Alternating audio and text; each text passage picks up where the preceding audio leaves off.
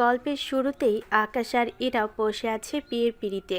আশেপাশে অনেক মানুষ তো আছেই, সাথে ওদের বাবা মা। কাজে বিয়ে পড়ানোর সময় ওখানে আবির এসে বাধা দেয়। এই বিয়ে বন্ধ করতে হবে। বিয়ে কেন বন্ধ হবে? তাছাড়া আবির, তোর কি এখনো শিক্ষা হয়নি যে এখানে চলে এসেছিস? আরে আমি না আসলে তো ইরার অনেক বড় কি সর্বনাশ হয়ে যেত। সর্বনাশ তো হয়েছে তুই আসার কারণে। আমার জন্য সর্বনাশ হয়নি, সর্বনাশ হয়েছে আকাশের জন্য। আর আমি সে সত্যটা আপনাদের জানতে এসেছি। এখানে আবির কোন সত্যিটা জানাতে এসেছে? কি এমন সত্যি যা আবির ইরার বিয়ের সময় বলতে এসেছে? এইসব প্রশ্নের উত্তর জানতে হলে আপনাদের আগে এটা জানতে হবে আকাশ আর ইরার বিয়ের অবস্থা কিভাবে তৈরি হলো। তাহলে আমাকে কয়েকটা মাস পিছনে যেতে হবে। সেজন্য আপনাদের এর আগে ঘটে যাওয়া কাহিনীগুলো বলতে থাকি। আকাশ, এই আকাশ, হ্যাঁ বলো। তুমি আমার বাবার কাছে কখন আমাদের বিয়ের প্রস্তাব নিয়ে যাবে? তুমি তো জানোই আমার বর্তমান অবস্থা কেমন যাচ্ছে। তোমার বাবার সামনে কিভাবে যাব? আমি এত কিছু জানি না। বাবা আমার জন্য ছেলে দেখা শুরু করবে সামনের মাস থেকে। তুমি যদি 1 মাসের ভিতরে কোনো কিছু না করতে পারো, আমি প্রথমত তোমাকে গুলি করে মারবো, তারপর আমি নিজে মরবো। কথাটা মনে রেখো। কথাগুলো বলে ইরা ওর গাড়িতে করে চলে যায়। এইদিকে ওইখানে বসে থাকে আকাশ। ইরার কথা শুনে আকাশের মন খারাপ হয়ে যায়, কেননা আকাশ এখন বেকার।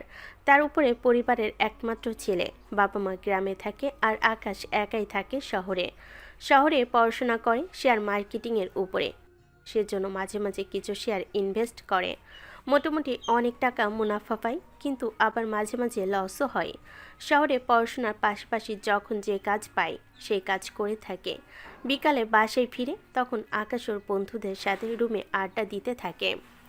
কিরে, তোর মন খারাপ কেন? কিরে আজকে কি ইরা তোকে কিছু বলেছে? কিরে, চুপ করে আছিস কেন? এরার জন্য নাকি ছেলে দেখা শুরু করবে সামনের মাস থেকে। তাছাড়া ও বলেছে আমি যেন ওর বাবার সাথে এসে কথা বলি। এটা তো ভালো কথা। তাহলে মন খারাপ না করে ওর পরিবারের বাবা মা তো আছেই, ওনাদের সাথে দেখা কর। তোরা জানিস না ইরার বাবা কতটা বড় লোক? আমার কিছু আছে নাকি যে ওর বাবার সামনে এসে দাঁড়াবো? এখন তাহলে কি করবি? আমি তাই ভাবতেছি। কিন্তু এখন কি করবি? তুই বরং ইরার বাবার সাথে দেখা কর, দেখবি উনি একটা কিছু তোর জন্য ব্যবস্থা করবেই। কিন্তু আমি তো ইরার ভালোবাসা ছাড়া আর কোনো কিছুই চিনি না, নাই ওর বাবা মাকে চিনি আমি। তাহলে ইরার সাথে কথা বলে ওর পরিবারে এসে দেখা করো। আমার মনে হয় এটাই ভালো হবে, কেননা এতে ওর বাবা কি চায় তা তুই বুঝতে পারবি। ঠিক আছে, কাল তাহলে ইরার সাথে এই ব্যাপারে কথা বলবো। হুম, এখন তাহলে ঘুমিয়ে পড়। পরের দিন সকালে ভার্সিটির উদ্দেশ্যে যেতে থাকে। ভার্সিটি মোটামুটি কাছাকাছি, তাও সেখানে পৌঁছাতে 15 মিনিট সময় লাগে। ভাড়া বাঁচানোর জন্য হেঁটেই ভার্সিটিতে যাওয়া আসা করে। সেজন্য আজকেও হেঁটে হেঁটে ভার্সিটির দিকে যেতে থাকে। একটু সামনে এসে দেখে একটা লোকের শরীরে গুলি লেগেছে, কেননা গাড়ির বাহিরে ওনার হাত ছিল যেখানে রক্ত লেগে আছে। তাই আকাশ ওনাকে গাড়ি চালিয়ে হসপিটালে নিয়ে আসে। ডক্টর, ডক্টর, জি বলুন, কি হয়েছে ওনার? ওনাকে কেউ গুলি করেছে, প্লিজ ওনাকে বাঁচান। আমরা ওনাকে ওটিতে নিয়ে যাচ্ছি, আপনি অপারেশনের টাকার ব্যবস্থা করুন। এইদিকে ডক্টর তো অপারেশন করতে চলে যায়, অন্যদিকে আকাশ এত টাকা পাবি কোথায় এইসব ভাবতে থাকে। তখন গাড়ির কথা মনে পড়ে, সেজন্য গাড়ির সামনে এসে ভিতরে তাকিয়ে দেখে একটা বিটকেস দেখতে পায়। ওই বিটকেস খুলে টাকা দেখতে পায়, সেজন্য ওখান থেকে কিছু টাকা জমা করে দেয়। 10 মিনিট পরে ওনার জন্য রক্ত লাগবে, তাছাড়া গুলি লাগার জন্য রক্ত অনেক বের হয়েছে, তার ওপর ওনার মুখেও কিছু আঘাত লেগেছে, তাই আপনি রক্তের ব্যবস্থা করেন। আপনাদের হাসপাতালে কি রক্ত আছে? আপনি টাকা জমা করুন, আমি বলে দিচ্ছি, তাহলে নার্স রক্ত নিয়ে আসবে। ঠিক আছে। টাকা জমা দেওয়ার 10 মিনিট পরে নার্স এসে 2 ব্যাগ রক্ত নিয়ে যায়। এইদিকে 1 ঘন্টা পরে অপারেশন শেষ হয়। উনি এখন বিপদমুক্ত, 1 ঘন্টা পরে ওনার জ্ঞান ফিরে আসবে, তখন কথা বলে নেবেন। এদিকে আকাশ ব্রিটকেস নিয়ে বসে আছে। এদিকে লোকটার মুখ ব্যান্ডেজ দিয়ে বাঁধা ছিল বলে মুখটা দেখতে পাচ্ছে না। যখন হসপিটালে এনেছিল মুখে রক্ত থাকার কারণে ঠিকমতো দেখতেও পায়নি। 1 ঘন্টা পরে জ্ঞান ফিরে, তখন উনি দুর্বল ছিল বলে কথা বলতে পারছে না ঠিকমতো, তাও ওনার পাশে এসে বসে। আঙ্কেল, আপনি ঠিক আছেন তো? আঙ্কেল কিছু বলতে যাবে তখনই ওনাকে বাধা দিয়ে। থাক আঙ্কেল, আপনাকে কষ্ট করে কথা বলতে হবে না। এখানে আপনার টাকা আছে। আপনার অপারেশন আর যাবতীয় খরচ মিলিয়ে এখান থেকেই খরচ করেছি টাকা। বাকি টাকা এখানে আছে, আমি এইগুলো আপনার কাছে দিয়ে গেলাম। আপনি রেস্ট করুন। তাছাড়া আপনার মোবাইলটাও নেই, সেজন্য আমি কারোর সাথে যোগাযোগও করতে পারিনি। তবে 1-2 দিনের ভিতরে আপনি ঠিক হয়ে যাবেন, তখন আপনি বাসায় চলে যেতে পারবেন। নার্সকে আমি সব বলে দিয়েছি, উনি আপনার সেবা যত্ন করবে। আপনার যেন ঠিকভাবে সেবা যত্ন করে, তার জন্য আলাদা ওনাদের টাকা দিয়েছি, যেন আপনার খেয়াল রাখে ঠিক মতো। আমাকে এখন ভার্সিটিতে যেতে হবে। আমি আপনাকে সন্ধ্যাবেলায় এসে দেখা করে যাব। আপনি এখন ঘুমান। এদিকে লোকটা অনেক দুর্বল ছিল বলে কথা বলতে পারছে না। এদিকে একটাই ভার্সিটিতে এসে উপস্থিত হয়। এদিকে ভার্সিটিতে ইরা আসেনি বলে মন খারাপ করে বসে থাকে, তাই ফোন বের করে কল দেয়। কোথায় তুমি, ইরা? আমি তো বাসায়। তুমি কোথায়? আমি ভার্সিটিতে এসেছি। তা তুমি যে আসবে না, সেটা আমাকে বলবে তো? আমাকে শাকিল বলল তুমি ভার্সিটিতে আসোনি, সেজন্য আর কল করিনি। তা তুমি খেয়েছো? সকালে নাস্তা করেছি। তা কাল দেখা করবে তো? আমি তোমার সাথে 1 মাস পরে করব দেখা। 1 মাস পরে কেন? তাহলে তুমি বুঝতে পারবে আমি যদি তোমার সাথে কথা না বলি তুমি বাকি জীবনটা চলতে পারবে কিনা, সেটাই দেখব। তাই বলে 1 মাস? হুম, তবে চিন্তা করো না, আমি কোথাও পালিয়ে যাচ্ছি না। সময় মতো আমি তোমাকে কল দেব। তুমি ততদিনে কিছু করার চেষ্টা করো। তা তো করতেছি, কিন্তু তুমি যদি কোথায় না বলো, তাহলে যোগাযোগ বা তোমার খোঁজই নিতে পারবো না। বললাম না, আমি নিজেই তোমাকে কল করে দেব। ঠিক আছে, রাখলাম। কল কেটে যাওয়ার 10 মিনিট পরে আকাশের বাবা কল দেয়। কেমন আছিস আকাশ? এই তো আব্বু, ভালো। তোমার শরীর কেমন আছে? আমি আছি ভালো, কিন্তু তোর মায়ের শরীরটা একটু খারাপ। আমি রাতে কিছু টাকা পাঠাবো, তখন নিয়ে যেও ডক্টর দেখাতে। টাকা আছে আমার কাছে, তোর মা তোকে দেখতে চাইছে, সেই জন্য বাড়িতে আয় একবার। আমি 1-2 দিন পরে আসি তাহলে। আজকে কেন আসতে পারবি না? কিভাবে আসবো বলো? ভাড়ার টাকাও তো নেই। তাছাড়া টিউশনে আন্টিকে তো বলতে হবে, ওনাদের জানিয়ে তারপর আসতে পারবো। ঠিক আছে, তাহলে আসার সময় আমাকে বলিস। ঠিক আছে বাবা, জানাবো। বিকালে কোচিং করতে যাই, ওখানে পড়ানোর সময় আকাশ ওনাদের বলে গ্রামে যে যাবে সে বিষয়ে বলে।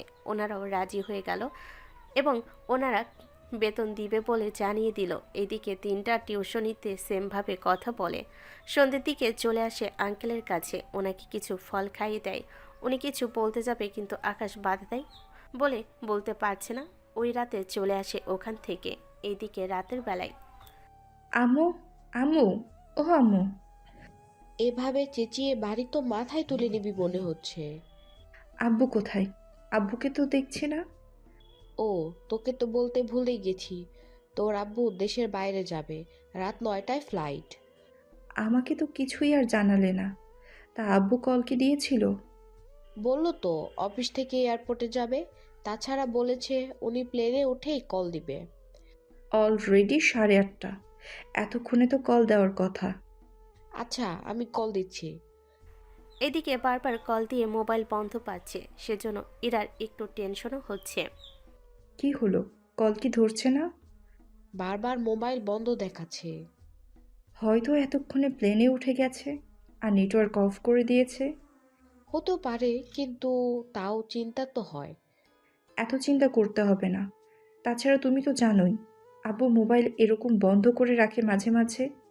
এবারও হয়তো সেম হবে। ঠিক আছে, তুই রুমে এসে ঘুমা এখন। ঠিক আছে। পরের দিন সকালে আকাশ আবার ওই লোকটাকে দেখার জন্য হসপিটালে আসে। তখন ডক্টর ওখানে ছিল। উনি সুস্থ হতে কতদিন লাগবে? সুস্থ হতে তো 1 মাসের বেশি সময় লাগবে, তবে হাঁটা চলা কথাবার্তা এইগুলো বলতে পারবে 4-5 দিন লাগবে। ধন্যবাদ ডক্টর। এদিকে লোকটা যতই আকাশকে দেখে ততই মুগ্ধ হয়, কেননা আকাশ ওনার জন্য যা করতেছে তা দেখে উনি তো অনেক খুশি হয়। তখন আকাশ ওনাকে সবটা বলে বাড়িতে যে যাবে সে কথাও বলে। আঙ্কেল আমি তাহলে আসি, সন্ধ্যাবেলায় আমি আবার রওনা দিব বাড়ির দিকে। বিকেলে কিছু টিউশনি আছে, সেজন্য পড়ানো হলে আমাকে বাসায় এসে বেগ গুছিয়ে নিতে হবে, তারপর রওনা দিব। আপনি তাহলে ভালো থাকবেন। ওই দিন আকাশ আঙ্কেলের সাথে কথা বলে চলে আসে টিউশনিতে। এরপর ওখানে বেতন পায়, পড়ানো শেষ হলে চলে আসে বাসে, এসে ব্যাগ গোছাতে থাকে। কোথাও যাচ্ছিস নাকি? গ্রামে যাব। হঠাৎ গ্রামে কেন? মায়ের শরীরটা ভালো না, সেজন্য দেখতে যাব। আচ্ছা শুন, আমি শেয়ার মার্কেটে কিছু টাকা ইনভেস্ট করেছি, একদিন পরে এটা ফলাফল জানাবে। যদি আমি টাকা পাই, তুই সেই টাকা উঠিয়ে নিয়ে আমাকে পাঠিয়ে দিস, আমি তাহলে মায়ের চিকিৎসায় খরচ করতে পারবো। একটা কাজ কর, আমার থেকে 3,000 নিয়ে যা। যদি তুই টাকা পেয়ে থাকিস ওইগুলো থেকে আমি রেখে দিব, তুই এখন ওইগুলো নিয়ে যা। তাছাড়া শেয়ার মার্কেট সব সময় বাড়ে আর কমে, বলা তো যায় না কখন কি হয়। আচ্ছা আমি তাহলে যাই, ভালো থাকিস। সন্ধ্যার পরে গাড়িতে এসে বসে ইরাকে ও জানাবে, তাও পারছে না, কেননা ইরা সব জায়গা থেকে ব্লক করে রেখেছে, সেজন্য চাইলেও যোগাযোগ করতে পারছে না। রাত 1টায় আকাশ ওর বাড়িতে আসে। এদিকে আকাশের বাবা মা দুজনেই বসে আছে, কখন আকাশ ফিরবে, কখন তারা নিজেদের ছেলেকে একটু জড়িয়ে ধরতে পারবে। অবশেষে আকাশ দরজায় টোকা দিতে ওর বাবা দরজা খুলে দিলেন। এতে অবাক হয় কিছুটা। কি ব্যাপার বাবা, তুমি ঘুমাওনি কেন? এত রাত হয়ে গেছে, অথচ তুমি ঘুমালে না কেন? তোকে দেখবো বলে ঘুমাতে পারিনি, তোর মাও জেগে আছে। মা এই অসুস্থ শরীর নিয়ে জেগে আছে কেন? সেটা তোর মাকে জিজ্ঞেস কর। তা মা কোথায়? রুমেই আছে। এইদিকে আকাশ রুমে এসে ওর মাকে জড়িয়ে ধরে। আকাশের জড়িয়ে ধরাতে মিসেস পারুল আক্তারের কাছে মনে হচ্ছে তার শরীর থেকে সব রোগ চলে গেছে। উনি তো আকাশকে দেখে অনেক খুশি হয়। মা তুমি কেন জেগে থাকতে গেলে বলো? তুই আসবি, তোকে দেখার জন্য জেগে আছি। সকালেই তো দেখতে পারতে। আচ্ছা এখন ঘুমা, সকালে কথা বলবো তাহলে। ঠিক আছে মা। রুমে এসে ঘুমিয়ে পড়ে। সকালবেলায় মা নাস্তা বানাতে থাকে, সেজন্য অনেক বকাঝকাও করতে থাকে। তুমি এই অসুস্থ শরীর নিয়ে কেন রান্না করতেছো? কিছুই হবে না আমার, তাছাড়া তুই এসেছিস, এখন আমি সুস্থ হয়ে যাব তাড়াতাড়ি করে। তোকে কিন্তু এবার অনেক দিন থাকতে হবে। ঠিক আছে। মায়ের হাতে রান্না খেয়ে বেরিয়ে পড়ে গ্রাম ঘুরে দেখার জন্য। গ্রামে আকাশের তেমন বন্ধু নেই, যারা ছিল ওরা এখন শহরে এসে আকাশের সাথে থাকছে, সেজন্য নতুন কোনো বন্ধু নেই এখানে। সেজন্য দিনগুলো আর সময়গুলো বোরিং লাগছে ওর কাছে। তখন একটা খবরের কাগজ নেয়, ওখানে শেয়ারের বিনিয়োগের ব্যাপারে কিছু তথ্য বলা আছে, যেন মানুষ সেখানে বিনিয়োগ করে। পত্রিকা দেখে পড়তে যাবে তখন। কি ব্যাপার, তুমি পত্রিকা কেন নিচ্ছ? শেয়ার দেখার জন্য। কিসের শেয়ার? আপনাকে বোঝালে আপনি কি আজও বুঝবেন? আগে বলো, দেখি বুঝি কি না। এরপর কিছু কিছু কথা বলতে থাকে, যা শুনে ওই লোকটার তো মাথা ঢুলছে। ভাই, আমার জানার কোনো ইচ্ছা নাই, তুমি বরং পড়ো। এদিকে পত্রিকার সবটা দেখতে থাকে। ওখানে কিছু কিছু কোম্পানি বিভিন্ন রকমের অফারের সাথে শেয়ারও ছেড়েছেন। আঙ্কেল আপনার কাছে 10,000 টাকা হবে কি? হবে, কিন্তু কিন্তু তোমাকে ধরা দিতে পারবো না, আগেই বলে দিলাম। আমাকে ধার দিতে হবে না, আপনি এই 10,000 টাকা একটা কোম্পানিতে লাগাবেন, যে কোম্পানির কথা আমি আপনাকে বলবো। 1 ঘন্টায় এই টাকা ডাবল হয়ে আপনার কাছে ফেরত আসবে। সেখান থেকে আমাকে অর্ধেক টাকা দিতে হবে। যদি রাজি থাকেন বলেন। যদি টাকা না আসে তখন? আমাদের বাড়িটা আপনাকে দিয়ে দিব। ঠিক আছে, ডিল ফাইনাল। তাহলে এই কোম্পানিতে টাকাগুলো পাঠান, আর 10 মিনিট অপেক্ষা করতে থাকেন। ঠিক আছে। আকাশের কথা মতো লোকটা টাকাগুলো পাঠিয়ে দেয় 15 মিনিট পরে। কি ব্যাপার, তুমি তো 10 মিনিট অপেক্ষা করতে বলেছিলে, এখন তো 15 মিনিট হয়ে গেল। ওই যে ফলাফল তৈরি হচ্ছে, একটু তো অপেক্ষা করতেই হবে। একটু পরে শেয়ার বাজারে হিসেব সামনে আসে। সেখানে আকাশ যে কোম্পানিতে টাকা বিনিয়োগ করার জন্য বলেছে, সেই কোম্পানি লাভবান হয় আর 10,000-এর পরিবর্তে 10,000 পায়। তাহলে দেখলেন তো, 15 মিনিটে আপনাকে 10,000 টাকা লাভ করে দিলাম। এবার শর্ত অনুযায়ী আমার 5,000 টাকা দিন। তুমি তো সত্যি অনেক ভালো ছেলে, এত কিছু শিখলে কি করে? আমি তো না, কিছু না। আপনি এবার আসুন। আর একটা বার টাকা দিব নাকি যদি এবারও লাভ হয়? দেখুন, বেশি লোভ করা ভালো না, বুঝলেন? সেজন্য লোভ কম করার চেষ্টা করবেন। কি করব যদি বসে বসে টাকা বিনিয়োগ লাভ পাই, ক্ষতি কি? বেশি লোভে তাতে নষ্ট। আর আপনার তো দেখি তেমনই হয়েছে। যাক, আমার টাকা আমি পেয়ে গেছি। এখন যাই তাহলে। কিছুক্ষণ পর বাসায় বাজার করে আনে, এনে রান্না করে ওরা খাবার খেতে থাকে। কিছুক্ষণ পরে আকাশ, তোর পড়াশোনা শেষ হতে আর কত বছর লাগবে? এই তো আব্বু, 8-9 মাসের মতো সময় লাগবে। এরপর একটা চাকরির ব্যবস্থা করিস। সেটা তো করতেই হবে, নয়তো আমাদের সংসার চলবে কি করে? আমি তাহলে তোর মাকে নিয়ে যাচ্ছি ডক্টরের কাছে। আমিও যাব তোমাদের সাথে। ঠিক আছে, আয় তাহলে। এরপর চলে আসে ডক্টরের কাছে। ওখানে ডক্টর দেখাতে থাকে। এভাবে আরও 2 দিন থাকে। এইদিকে আকাশ যাকে বাঁচিয়েছে উনি একটু সুস্থ হয়ে চলে যায় ওনার বাসায়। কিন্তু আকাশ নাই, নাম্বার এনেছে, নাই ঠিকানা, কোনো কিছু জানে। 7 দিন আকাশ বাড়িতে থাকে। বাড়িতে থাকার ফলে ওর কাছে তেমন কোনো টাকা নেই হাতে, সেজন্য শাকিলকে কল দেয়। ওখান থেকে কোনো টাকা কি এসেছে? এসেছে, তাও 3500 টাকার মতো। কিছু টাকা কি পাঠাতে পারবি? আসলে আমি যে বাড়িতে ছিলাম, সেজন্য টাকা। বুঝতে পেরেছি, আচ্ছা আমি টাকা পাঠাচ্ছি। শাকিল টাকা পাঠালে ওর বাবা মা থেকে বিদায় নিয়ে বেরিয়ে পড়ে। এরপর শহরে চলে আসে। আসার পরের দিন ভার্সিটিতে যাবে কি আজকে? যাব। অনেক দিন হলো ভার্সিটিতে যাওয়া হয় না। তাছাড়া স্যার তো আমাকে না দেখতে পেয়ে না জানি কি করে বসে। এরপর ওরা বেরিয়ে পড়ে ভার্সিটির দিকে। ওখানে আসার পরেই ক্লাস করতে থাকে। ওইদিকে অনেক দিন পরে স্যার আকাশকে দেখতে পায়। আকাশ, এতগুলো দিন কোথায় ছিলে? গ্রামে ছিলাম, আম্মু অসুস্থ ছিল। উনি এখন কেমন আছে?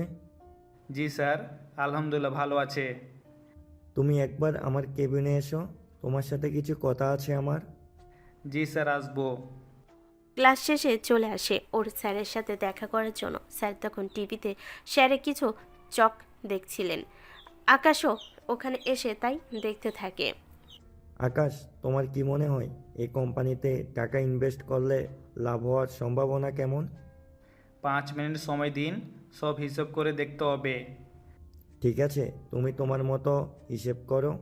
2-3টে কোম্পানি নিয়ে আমি আমার মতো করে দেখি কোনটা সুবিধা হয় বেশি করে। জি স্যার, তাই করতেছি। ওনারা দুজনে কাজ করতে থাকে। কাজ করতে করতে মোটামুটি 2-3টা কোম্পানির বিষয়ে ভালোভাবে চেক করে সবচেয়ে ভালো একটা কোম্পানির ফল পায়। তবে সবচেয়ে খারাপ কথা হলো ওই কোম্পানি সবসময় শেয়ার মার্কেটের মধ্যে লস করেছে সবচেয়ে বেশি। আকাশ, আমি যা দেখতেছি তুমিও কি তাই দেখছো? জি স্যার, কিন্তু এটা কিভাবে সম্ভব হতে পারে? আমারও তো সেম প্রশ্ন। তা এই কোম্পানিতে টাকা লাগাবো, দেখি কি হয়। ঠিক আছে, দেখুন, তবে একটা সমস্যা আছে। কি সমস্যা বলো? এই টাকা তো ওনারা 15 দিন পরে দিবে যদি লাভ হয়। এটার মতো কোনো ফাঁদ নেই তো? থাকতেও পারে, কেননা 15 দিন পরে লাভ দিবে এটা স্বাভাবিক। কিন্তু এরা লাভ হলে যদি তা লুকিয়ে রাখে সবার কাছ থেকে, তখন তো কোনো কিছুই করা থাকবে না। এটাও তো একটা সমস্যা, কিন্তু তোমার মতামত কি? এই কোম্পানির আশা বাদ দিন। আচ্ছা শোনো, তুমি কিন্তু আবার সবাইকে এই সূত্রগুলো শিখিয়ে দিও না, নয়তো বুঝতেই পারছো। চিন্তা করবেন না, আমি এইগুলো কাউকে বলি না। শুধু নিজের পকেট মানি চালানোর জন্য কিছু কিছু কাজ করতে হয় আর কি। আচ্ছা, তুমি তাহলে যাও এখন। এইদিকে আকাশ তো চলে আসে। অন্যদিকে দেখতে দেখতে কয়েকটা দিন কেটে যায়। রাতে হঠাৎ করে ইরা আকাশকে কল দেয়, তাও 10 দিন পরে। এতে তো আকাশ অনেক খুশি হয়। সেজন্য কথা বলার জন্য চলে আসে বারান্দায়। হালকা হালকা বাতাসে খুব ভালো লাগছিল। তার উপর প্রিয় মানুষটার সাথে কথা বলতে পারাটা তো আরও বেশি সুন্দর করে তোলে। কল রিসিভ করে। কেমন আছো? তোমাকে ছাড়া কি ভালো থাকতে পারি আমি? তুমি গ্রামে গিয়েছো শুনলাম। আন্টি কেমন আছে এখন? এখন তো ভালো আছে। তা গ্রামে থাকা অবস্থায় কল না দিয়ে এখন দিচ্ছ যে? আর বলো না, এইদিকে বাবা অ্যাক্সিডেন্ট করেছে। 4 দিন আগে খবর পেয়ে বাবাকে হসপিটাল থেকে আনলাম। তারপর বাবার দেখাশোনা সব মিলিয়ে ব্যস্ততা কাটিয়ে উঠতে পারিনি। তার উপর আমাকে মাঝে মাঝে অফিসে এসে কাজ করতে দেখতে হয়। আমি তো ভাবতেছি এই সুযোগে বাবার কাছে তোমার কথা বলে দিব।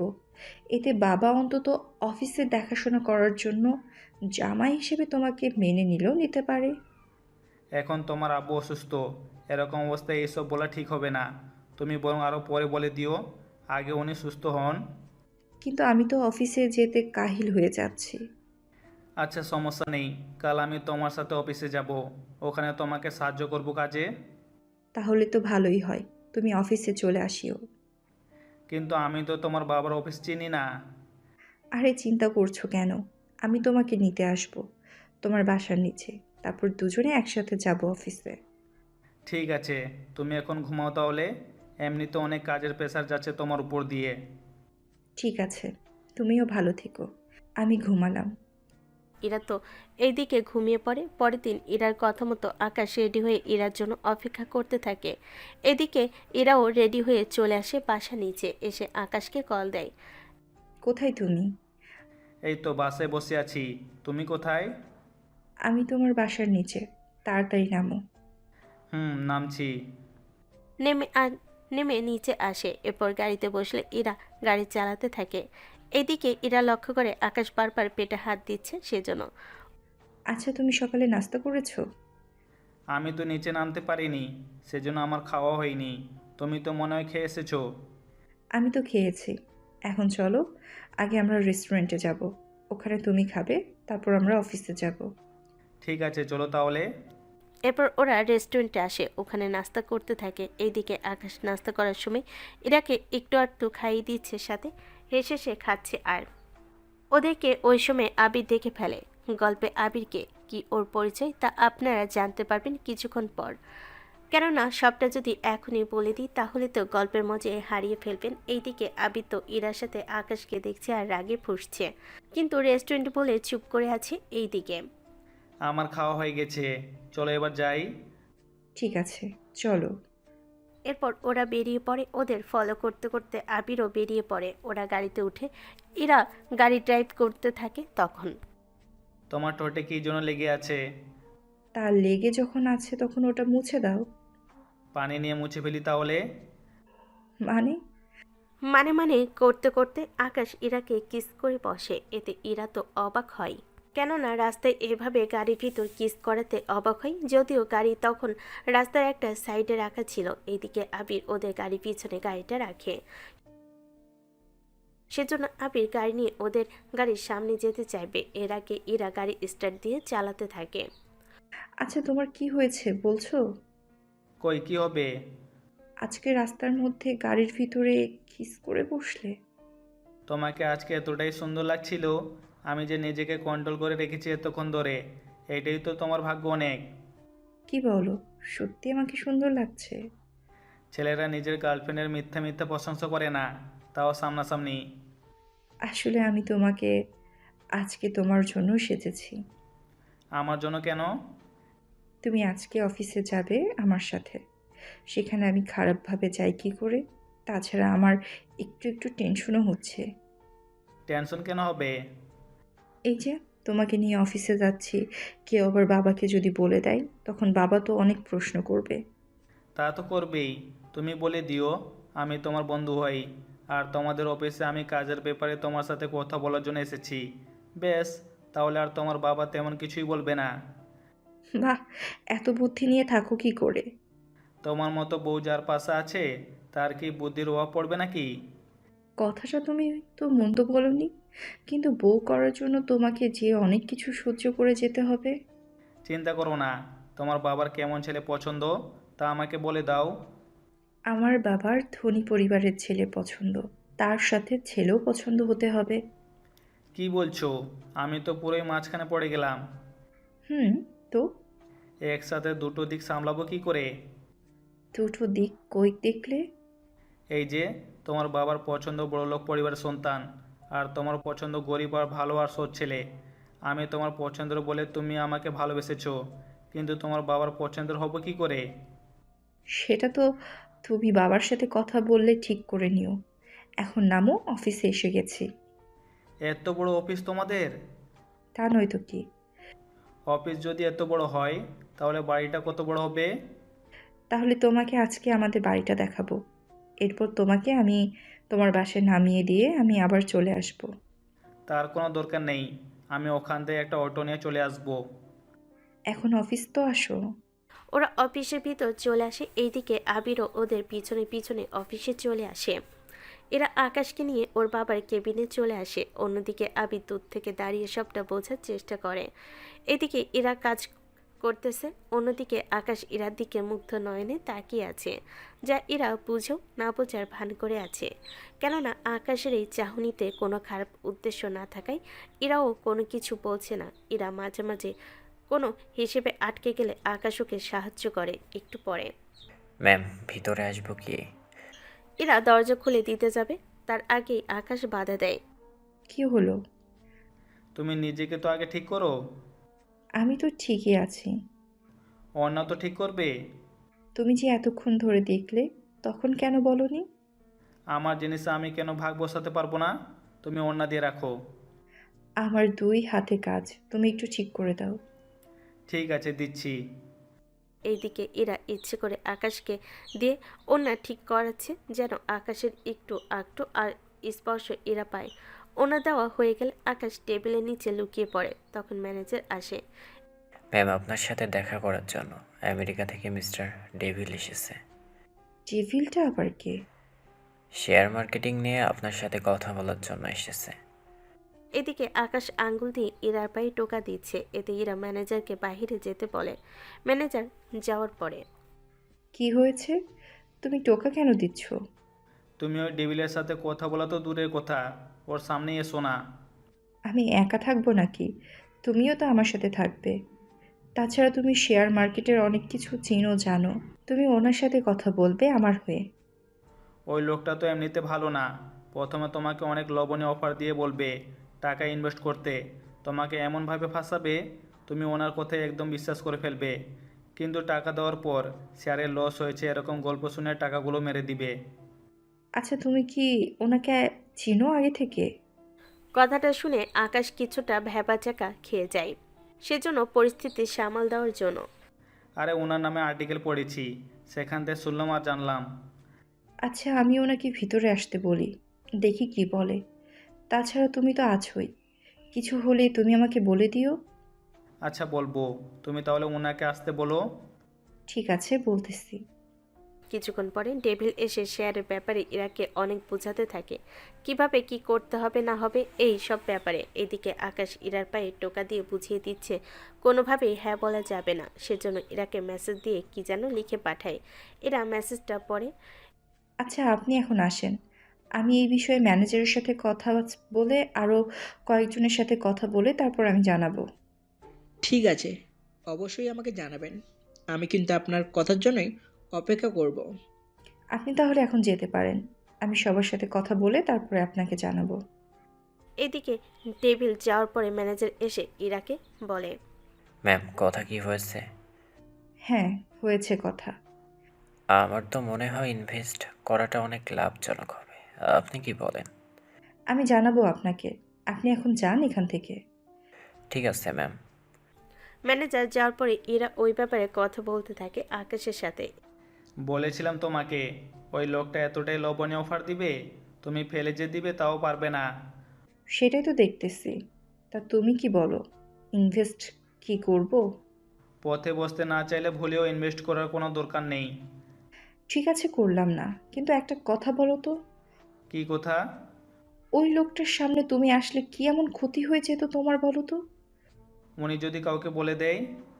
বললেও কিছু হবে না। আচ্ছা, আমি খাবার অর্ডার করতেছি। তার চেয়ে ভালো আমরা বাইরে এসে খেয়ে নেই। কথাটা মন্দ হয় না, চলো তাহলে। এদিকে ওরা বের হয়ে যায়। কিছুক্ষণ পরে আবিরও ওদের ফলো করতে থাকে। আবির মূলত এটা বুঝতে চাইছে ওদের মধ্যে আজও কোনো প্রেম বা রিলেশন আছে কিনা। এটা জানার জন্য ওদের পুরোটা দিন আবির ফলো করে সন্ধ্যার আগে যখন অফিস বন্ধ হয়ে আসে তখন আকাশকে নিয়ে ওদের বাসার সামনে এসে আকাশ ইরাদের বাসাটা দেখতে পায়। এত বড় বাড়ি তোমাদের? জি মশাই, তবে চিন্তা করবেন না, আমাকে বিয়ে করার পরে এটা তোমার বাড়ি হয়ে যাবে। তাছাড়া তখন তুমি তোমার মা বাবাকে নিয়ে আমাদের বাড়িতে এসে থাকতে পারবে। তার মানে ঘর জামা হয়ে? তুমি তো জানো আমি গ্রামে থাকতে পারি না। আমি কখনো গ্রামে যাইনি। সেখানে আমি থাকবো কি করে? গ্রামে তুমি বলো। তাছাড়া তোমার বাবা মা যদি আমাদের সাথে আমাদের এত বড় বাড়িতে থাকে, তাহলে তো কোনো ক্ষতি নেই। কিন্তু লোকে অনেক কথাই বলবে। লোকে কি বললো তা শুনে আমার আর তোমার কোনো কাজ নেই। লোকে তো বলতেই থাকে, ওনাদের তো আর কোনো কাজ নেই। আচ্ছা, আমি এখন আসি। সাবধানে যেও তাহলে। এইদিকে আকাশ বের হয়ে একটা অটোতে ওঠে। একটু দূরে যাওয়ার পরে আবির এসে গাড়িটা নিয়ে পথ আটকায়। এদিকে আবির মুখটা ঢেকে তারপর নেমে পড়ে। এদিকে আবিরও বের হয়। কি ব্যাপার, পথ আটকে কেন দাঁড়িয়ে আছেন? ইরাকে কত বছর ধরে চিনিস? সে কথা আমি আপনাকে কেন বলবো? আমাকে বলার কারণও আছে। দেখুন, একে তো আমি আপনাকে চিনি না, তার উপরে এইসব প্রশ্নের উত্তর আমি আপনাকে কেন দিব সেটাই তো বুঝতে পারছি না আমি। আমাকে কেন দিবি তা পরে বলছি, তবে একটা কথা শুনে রাখ। কি এমন কথা শোনার জন্য আমার পথ আটকে দাঁড়িয়েছিস? তা শুনি তোর সে কথাটা। ইরার জীবন থেকে সরে যা। তুই কে যে তোর কথায় আমি ইরার জীবন থেকে সরে যাব?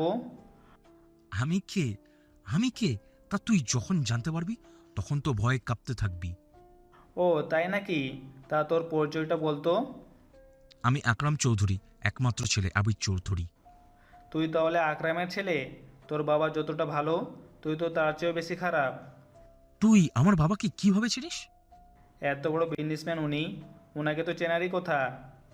তোকে আমি ভালোভাবে বলে দিচ্ছি, ইরার জীবন থেকে সরে দাঁড়া, নয়তো আমি তোকে এই পৃথিবী থেকে সরিয়ে দিব। এত সোজা নাকি? এই আবির চৌধুরীর কাছে সব কিছুই সোজা। দেখ, আমি তোকে একটা কথা বলি, যদি নিজের ভালো চাস তো তাহলে আমার আর ইরার থেকে দূরে থাকবি, নয়তো দেখবি আমি তোর কি হাল করব, তা তুই নিজেও জানিস না। কথাটা শুনে আবিরের অনেক রাগ হয়। সেজন্য কোমর থেকে পিস্তল বের করে আকাশের মাথায় ধরে। কিন্তু আবির অবাক হয়, আকাশ বিন্দুমাত্র ভয় পায়নি সেজন্য। তোর কি ভয় লাগছে না? ভয় তো তারা পায় যারা শুধু মানুষকে ভয় দেখাতে পারে। তোকে যদি আমি এখানেই মেরে ফেলি তাহলে কেউ কোনো কিছু করতে পারবে না আমার। সাহস থাকলে মেরে দেখা।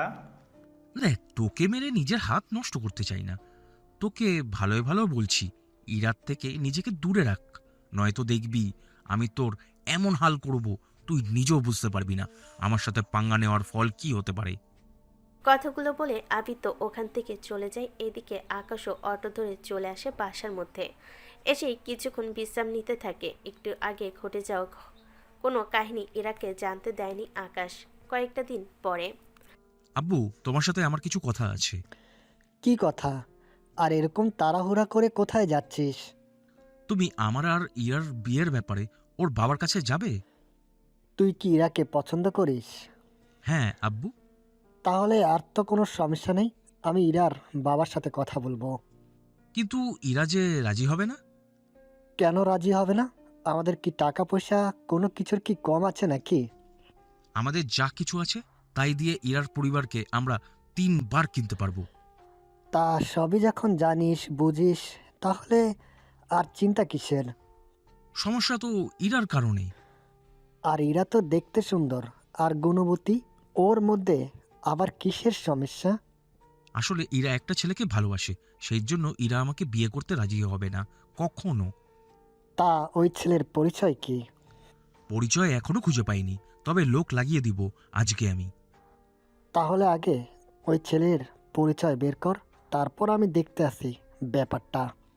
ঠিক আছে, তুমি যখন বলছো তখন না হয় চুপ করে থাকলাম, কিন্তু আমি ওই ছেলেকে জানে মেরে ফেলবো, ওই কথাটা আমি তোমাকে বলে দিলাম বাবা। মাথা ঠান্ডা রাখো এখন। তোকে যে কথা বলার ছিল। কি কথা বলো? ইরার বাবা কয়েকদিন আগে হসপিটাল থেকে ফিরেছে, সেজন্য ওনাকে দেখতে যাব এখন। তুইও আমার সাথে আয়, তাহলে অনেক ভালো হবে। এটাই তো সুযোগ ওনার কাছাকাছি আসার জন্য। তাহলে তৈরি হয়ে আয়, আমি তোর জন্য অপেক্ষা করতেছি। ঠিক আছে আব্বু, তুমি 10 মিনিট অপেক্ষা করো আমার জন্য, আমি রেডি হয়ে আসতেছি। এদিকে আবির তৈরি হয়ে নিচে নামে। এরপর ওর বাবার সাথে গাড়িতে করে চলে আসে ইরাদের বাসায়। কিন্তু বাড়ির ভিতরে এসে দেখে বাড়ির ছাদে কেউ একজন দাঁড়িয়ে আছে। দূর থেকে আকরাম চৌধুরী চিনতে না পারলো আবির ঠিকই চিনতে পেরেছে। আসলে ওখানে আকাশ দাঁড়িয়ে ছিল আর পাশেই ইরা ছিল। কিন্তু ইরাকে দেখা না গেলেও আকাশকে ঠিকই দেখা যাচ্ছে। আব্বু, ওটাই ওই ছেলে। এই ছেলে তো একদম বাড়ির ভিতরে চলে এসেছে। তোকে আর বলছি তাহলে। আজকে তাহলে ইরার বাবাকে এই ব্যাপারে বলতে হয়। আঙ্কেলের এখন শরীর খারাপ। এখন যদি তুমি এই রকম নিউজ দাও, উনি তো উল্টো হার্ট অ্যাটাক করবে। পরে বিপরীত হতে পারে। তাহলে চল, এই বিষয়ে আর আলাপ করে কাজ নেই, এখন ভিতরে চল তাহলে। ঠিক আছে, চলো তাহলে। এরপর ওরা ভিতরে আসে। এদিকে ইরার মা এসে দরজা খুলে দেয়। আরে, আপনি আমাদের বাড়িতে! আমার কি সৌভাগ্য যে আপনি আমাদের বাসায় এসেছেন। শুনলাম রফিক অ্যাক্সিডেন্ট করেছে, তাই খবর পেয়ে ওকে দেখার জন্য চলে এসেছি আমি। ও তো রুমে শুয়ে আছে। আমার সাথে চলুন, আমি নিয়ে যাচ্ছি। জি আন্টি, চলুন। বাহ, আপনার ছেলে তো বড় হয়ে গেছে। বড় আর হলাম কোথায়? তা আন্টি, ইরা কোথায়? হবে হয়তো ওর রুমে। আচ্ছা, আমার সাথে আসো, আমি ইরার বাবার কাছে নিয়ে যাচ্ছি। জি ভাবি, চলুন। ইরার আব্বু ওনাতে নিয়ে উপরে আসে। এরপর ইরার বাবার কাছে নিয়ে আসে। ইরার বাবা আর আবিরের বাবা একটা সময় বিজনেস পার্টনার ছিল, কিন্তু 10-12 বছর আগে ওনারা আলাদা হয়ে যায়। এরপর যে যার মতো ব্যবসা দিয়ে কাজ করতে থাকে।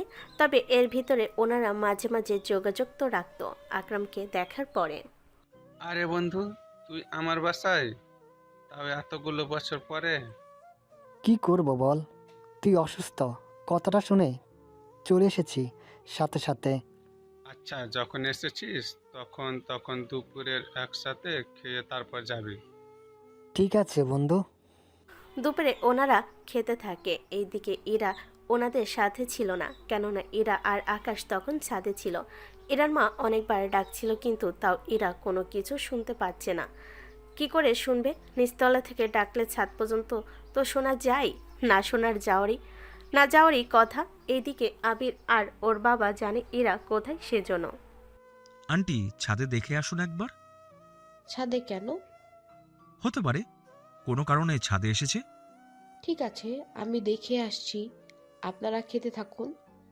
জি আন্টি। ওরা খেতে থাকে। অন্যদিকে কারোর ছাদে আসার আওয়াজ শুনে আকাশ ওখানে লুকিয়ে পড়ে। ইরাও কোনো একটা বাহানা দিয়ে কিছু ফুল নিয়ে খেলতে থাকে। আমি তোকে গলা ফাটিয়ে ডাকছি, আর তুই ফুল নিয়ে পড়ে আছিস। তুমি আমাকে কেন ডাকছো? তোর আকরাম আঙ্কেল এসেছে, সাথে ওনার ছেলে। উনি কে? এই নামে তো বাবার কোনো বন্ধু আমাদের বাসায় আসে না, তাহলে উনি কেন আসলো? এখন কথা বন্ধ করে নিচে আয়। নিচে কেন? তাছাড়া তুমি ভালো করে জানো আম্মু, আমি লোকদের মাঝে যেতে পছন্দ করি না।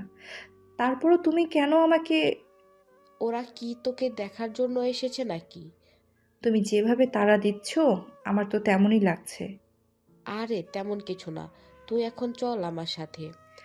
আম্মু, উনি ওনার ছেলেকে সাথে করে এনেছে, মানে অনেক কিছু আছে এখানে যা তুমি লুকাচ্ছ আমার থেকে, সেজন্য আমি যাব না। ওনারা বাসা থেকে বের হবে, তারপরে আমি নিচে আসব। যদি তোমরা এটা নিয়ে বাড়াবাড়ি করো তাহলে আমার থেকে। ঠিক আছে, আমি নিচে এসে কিছু একটা বলে ম্যানেজ করে নেব। তবে তোর আব্বু যদি রাগ করে বসে, তখন কি করব আমি? তুমি আব্বুকে বলে দিও আমি এখন খাবো না। তাছাড়া আমি ফুল নিয়ে খেলতেছি, আর ওনার ছেলে যেন ভুলেও ছাদে না আসে, কথাটা মনে রেখো। ঠিক আছে, যাচ্ছি আমি। ইরার আম্মু নিচে যেতে ইরা দরজা আটকে দেয়। এইদিকে আকাশ ততক্ষণে ওখান থেকে চলে আসে, তবে যাওয়ার সময় ইরাকে ইশারা করে বলে যায়। এইদিকে ইরার আম্মু নিচে এসে বলে, ইরা ছাদে ফুল নিয়ে খেলা করছে, ও এখন খাবে না। এটা কেমন কথা? আমরা খেতে বসছি, ও কেন খাবে না? ও আসলে তো আমরা একসাথে বসে বসে গল্প করতে পারতাম। তোমার মেয়েকে তো বোঝানো সম্ভব না। থাক না আন্টি, যখন খেলেছে তখন খেলতে দেন। এদিকে দুপুরের পরে আকরাম আর আবির চলে যায়। এইদিকে আচ্ছা, আবিরকে ইরার জন্য কেমন হবে? একদম বাজে হবে আব্বু। এ কি ইরা, তুই কখন এলি? মাত্র এলাম আমি। যদি নাই আসতাম তাহলে তো এত কিছু দেখা বা শুনতে পেতাম না। আরে আমরা তো এমনি এমনি বলতেছিলাম, তাছাড়া তোকে তো বিয়ে দিতেই হবে। তোমরা কি জানো না আমি কেমন ছেলে পছন্দ করি? ওই রকম ছেলে কি তুই পাবি? সেটা নিয়ে তোমাদের ভাবতে হবে না। তোমরা আমাকে এটা বলো, ওই ছেলে আর ওর বাবা কেন এসেছে? তোর আব্বু অসুস্থ সেই জন্য এসেছে। আচ্ছা, ম্যানেজার বলছিল শেয়ার বাজার থেকে ডেভিল নামে একজন লোক এসেছে, তা তোকে নাকি বুঝিয়ে গেল। তার সাথে ম্যানেজার আমাকে বলল ওনার কথাগুলো নাকি ম্যানেজারের আর বাকি মেম্বারকেও ভালো লেগেছে, সেজন্য তুই ওনাকে হ্যাঁ বলে দে। সবার ভালো লাগলেও আমার ভালো লাগেনি। তুই তো শেয়ার মার্কেটের কোনো কিছুই বুঝিস না, তাহলে ভালো খারাপ কিভাবে বুঝবি? আব্বু যে বুঝে, আমি তার সাথে কথা বলছি। ও আমাকে মানা করেছে আমি যেন ডেভিলের কথায় রাজি না হই। কে সে ব্যক্তি?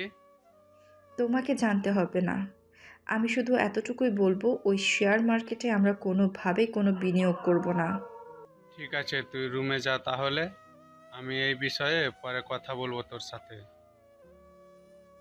এদিকে ইরা রুমে এসে আকাশকে কল দিয়ে সবটা বলে রাখে। সবটা শুনে আকাশও কিছু বলেনি, তবে ইরা একটু জানে আকাশ আর যাই করুক কখনো ইরা আর ওর পরিবারের কোনো ক্ষতি চাইবে না। এইদিকে ইরার বাবা মা দুজনেই বসে আছে। তুমি কি ভাবছো এত? ভাবছি ইরা কার কথায় এরকম সুযোগ ছেড়ে দিল। তা আমি কি করে জানবো? আমার তো সন্দেহ হচ্ছে।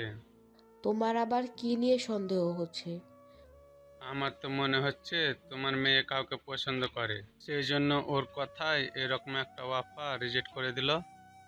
ও, যদি কাউকে পছন্দও করে ওই ছেলে শেয়ার মার্কেটের বিষয় বুঝবে, তা কি করে বুঝবে? তোমার মেয়ের সাথে কথা বলো, তাহলে তুমি বুঝতে পারবে। তাছাড়া আমি কয়েকদিন পরে অফিসে যাব, তখন ম্যানেজারকে আমি বলে দেব ওই শেয়ার মার্কেটে যেন 2 কোটি টাকা ইনভেস্ট করে রাখে। তাহলে 1 মাস পরে আমরা 30 লক্ষ টাকা লাভ সহ পাবো। এতগুলো টাকা হাত ছাড়া তো করা যাবে না। আমি ম্যানেজারকে কল দিচ্ছি। হ্যালো ম্যানেজার সাহেব। জি স্যার, বলুন। আপনি একটা কাজ করুন, ডেভিল নামে যে লোকটা এসেছে তাকে বলুন ডকুমেন্ট সব নিয়ে আসার জন্য। আপনি ওদের 2 কোটি টাকা দিয়ে দেবেন, তার সাথে সবগুলো ডকুমেন্ট নিয়ে নেবেন। কিন্তু ম্যাম তো মানা করেছিল। ওকে কোনো কিছু জানানোর প্রয়োজন নেই, আমি যা বলছি তাই করুন। জি স্যার, তাই হবে। এইদিকে ম্যানেজার ডেভিলের সাথে কথা বলে সবটা ঠিক করে নেয়। কয়েকদিন যেতে থাকে। এইদিকে আকাশের সাথে ইরার তেমন একটা কথা হতো না। এদিকে ইরার বাবা একদিন অফিসে আসে। স্যার, আপনার কথা টাকা আমি পাঠিয়ে দিয়েছি, ওনারা বলেছে 1 মাস পরে টাকা দিবে। ভালো করেছো। আচ্ছা, এই কয়েকটা দিনে ইরার সাথে আর কেউ অফিসে আসতো কি? জি স্যার, আসতো, তবে আমি ম্যামকে জিজ্ঞাসা করেছিলাম। তো ইরা কি ওরে দিল? বললো এই বিষয়ে আমার জানার কোনো প্রয়োজন নেই, সেই জন্য আমি আর জিজ্ঞেস করিনি। তাহলে ওই ছেলে হয়তো ইরাকে বলেছে এই শেয়ারে বিনিয়োগ না করার জন্য। হতেও পারে স্যার। আচ্ছা, ওই ছেলে দেখতে কেমন? ওই ছেলের মুখ এখন পর্যন্ত দেখিনি। আচ্ছা, সিসিটিভি ফুটেজ দেখে বলো। ওই ছেলে সবসময় নিজের মুখ ঢেকে আসতো। তাহলে এই ব্যাপারে দেখতেছি, ইরার সাথে আমাকে কথা বলতে হবে। জি স্যার, আপনি কথা বলে দেখুন। এইদিকে কয়েকটি দিন এভাবে যেতে থাকে। একদিন ইরা ভার্সিটি থেকে বাসে ফিরছিল, তখন আবির এসে ইরার পথ আটকে দাঁড়ায়। তাও মুখটা ঢেকে আসে যেন ইরা না চিনতে পারে। কি ব্যাপার, আপনি এভাবে পথ আটকে দাঁড়ালেন কেন? তোমার সাথে আমার কিছু কথা আছে। কি কথা, তাড়াতাড়ি বলুন। তোমাকে আমি ভালোবাসি। আমার পরিচয় কি জানেন? তোমার পুরো পরিচয় আমি জানি বলে তোমার সামনে এসেছি। ও তাই নাকি? তারপরেও এতটা সাহস কোথায় পান? সাহস তো মাঝে মাঝে অর্জন করে নিতে হয়। আপনার সাথে এত বকবক করতে পারবো না, আমাকে যেতে হবে এখনই। কোথায় যাবেন আমাকে বলুন, আমি নামিয়ে দিচ্ছি। তার কোনো প্রয়োজন নেই, আমি রিকশায় করে চলে যেতে পারবো। কি, ইরা চৌধুরী রিস্কায় করে যাবে? How funny! এটা কি আজও সম্ভব? আপনাকে আমি এত কৈফিয়ত কেন দিতে যাব? দিতে হবে, তার কারণ কয়েকটা মাস পরেই তুমি আমার বউ হবে, বুঝলে? কথাটা শুনে ইরার এত রাগ হয় সেজন্য সবার সামনে আবিরকে থাপ্পড় মারে। এতে ওর একটু লজ্জা লাগেনি, কেননা ও মুখ তো ঢাকা ছিল। সেজন্য চাইলেও কেউ ওকে চিনতে পারবে না। থাপড় খেয়ে আবির দাঁড়িয়ে আছে। তুমি আমাকে যত মারবে আমি সেইগুলো আদর হিসাবে ধরে নেব। তবে একটা কথা মনে রেখো, আমি তোমাকে বিয়ে করেই ছাড়বো। তুই সেই আশাতেই বসে থাক। এদিকে রিকশা নিয়ে ইরা বেরিয়ে পড়ে। তবে এই গল্পে আপনারা ইরার কোনো বান্ধবীকে খুঁজে পাচ্ছেন না, তাই তো? আসলে যখন সময় হবে তখন ওদেরকেও সামনে নিয়ে আনবো, সেজন্য চিন্তা করবেন না আপনারা। শুধু ধৈর্য ধরে গল্পটা শুনতে থাকুন, তাহলে বুঝতে পারবেন সবটা। কিছুক্ষণ পরে চলে আসে আকাশের কাছে। তবে একটু আগে যা কিছু হয়ে গেল তার কোনো প্রতিচ্ছবি ইরার মধ্যে নেই। কি ব্যাপার, এত লেট হলো যে? রাস্তায় অনেক জ্যাম, সেজন্য লেট হয়েছে। তা তুমি দুপুরে তো খাওনি মনে হচ্ছে। সবে মাত্র 2টা বাজে। তো কি হয়েছে? তুমি চলো, আমরা কোনো রেস্টুরেন্টে খাবার খেয়ে তারপর আড্ডা দিব। ঠিক আছে, চলো তাহলে। কেননা এখন তোমাকে যতই বলবো কিন্তু কোনো কাজ হবে না।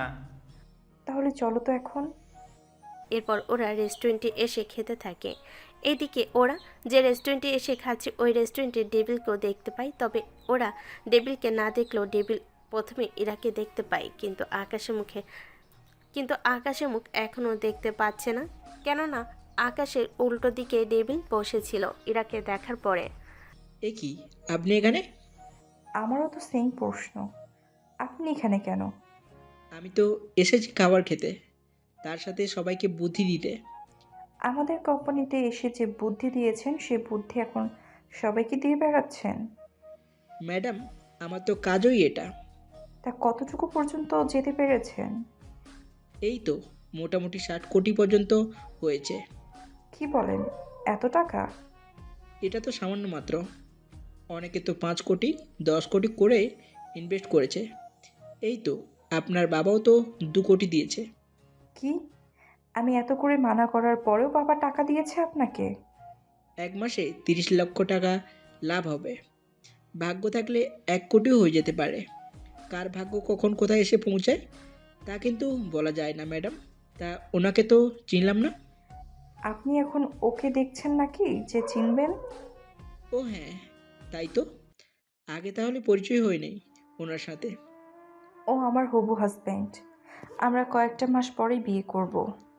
Congratulation ma'am. তা স্যারের নাম? পারভেজ হোসেন আকাশ। আমি ওকে আকাশ বলেই ডাকি। কিন্তু ম্যাম, নামটা কেমন চেনা চেনা লাগছে। চেনা চেনা লাগবে কেন? মুখটা দেখলে ভালো করে চিনতে পারবেন। কথাটা শুনে ডেভিল সামনে এসে আকাশকে দেখতে থাকে। আকাশের মুখ দেখে ডেভিল তো ভয়ে টেবিল থেকে পড়ে যাচ্ছিল, তাও কোনো মতে নিজেকে সামলে নেয়। কি ব্যাপার, ভয় পাচ্ছেন কেন? আপনি এখানে? আমার কি অন্য কোথাও থাকার কথা ছিল নাকি? না স্যার, আপনার যেখানে ইচ্ছে সেখানে থাকুন, এখানে আমার কোনো আপত্তি নেই। তোমাকে আমি 1 ঘন্টা সময় দিলাম। ওদের থেকে যতগুলো টাকা নিয়েছো সবগুলো টাকা ফেরত দিবে। 1 ঘন্টা কেন, আমি এখনই ওনাদের অফিসে এসে টাকাগুলো দিয়ে দিচ্ছি। ঠিক আছে, আমার খাওয়া শেষ হওয়ার আগেই টাকা যেন ওদের অফিসে পৌঁছে যায়। জি, আমি এখনই যাচ্ছি। এইদিকে ডেভিল দেরি না করে ইরাদের অফিসে যেতে থাকে। এখন হয়তো আপনারা ভাবছেন ডেভিল কেন আকাশের মতো একজন সাধারণ ছেলেকে দেখে এত ভয় পাবে। কেমন রহস্য আছে আকাশের মধ্যে, যা দেখে ডেভিল এত ভয় পেল তা আপনারা পরে জানতে পারবেন আস্তে আস্তে। এখন সামনে কি হতে চলেছে তা শুধু আপনারা শুনতে থাকুন ডেভিল চলে যাওয়ার পরে। কি ব্যাপার, উনি তোমাকে দেখে এত ভয় কেন পেল? সে কথা আমি কিভাবে বলবো? তুমি না বললে কে শুনবে শুনি? যে ভয় পেয়েছে তার থেকে শুনে নিও। তাহলে তুমি বলবে না, তাই তো? আচ্ছা তুমি বলো, একটা লোক আমাকে দেখে কেন ভয় পাবে সেটা কি আমি জানবো নাকি? হয়েছে হয়েছে, আর কথা বলতে হবে না। তুমি যে কম না সেটা বুঝতে পেরেছি। আচ্ছা ঠিক আছে, এখন খাওয়া শুরু করো। ঠিক আছে, খাও তাহলে। ওরা তো খেতে থাকে। এইদিকে ডেভিল রফিক চৌধুরীর অফিসে চলে আসে, এসে ওনার সামনে এসে দাঁড়ায়। কি ব্যাপার, আপনি এই সময়ে? এই নিন আপনার টাকা। টাকা নেব মানে? আমি তো কিছুই বুঝতে পারছি না। আমাদের কোম্পানি শেয়ার বাজারে হঠাৎ করে পিছিয়ে গেছে, সেজন্য আমরা শেয়ার বাজারে বর্তমানে কোনো বিনিয়োগ করতে চাইছি না।